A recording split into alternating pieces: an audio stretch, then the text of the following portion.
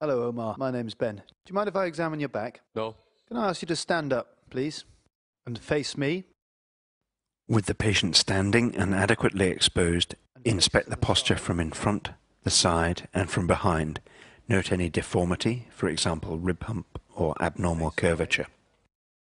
Look for soft tissue abnormalities like a hairy patch or lipoma that might overlie a congenital abnormality. I'm now going to feel down your back. Let me know if Palpate the it's sore midline anywhere. spinous processes. Note the overall alignment and any focal tenderness. Increased prominence of one or more posterior spinal processes can be due to wedge-shaped collapse of the vertebral body anteriorly. The L4-5 interspinous space is palpable Again, at the level let of me the know if it's iliac sore. crests. Feel for tenderness in the paraspinal muscles. You may also notice areas of increased tone.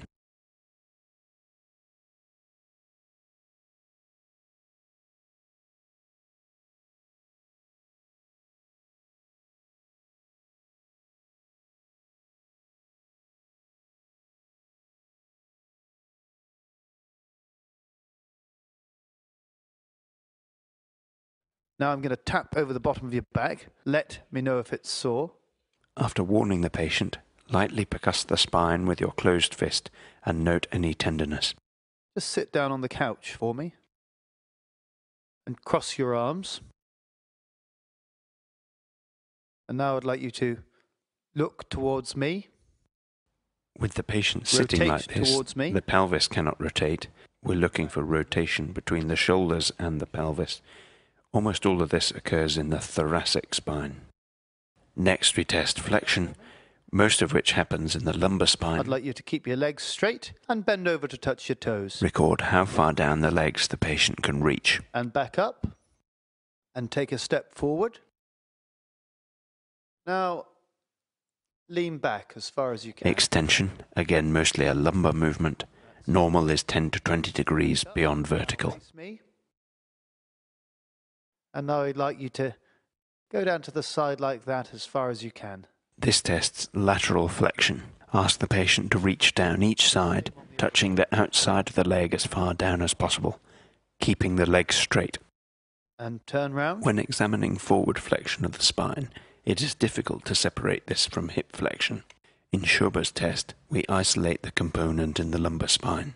Mark the skin in the midline at the level of the dimples of Venus. Using a tape measure, draw two more marks, one 10 centimeters above and one 5 centimeters below the initial mark. We refer to the upper mark as B and the lowest mark as C.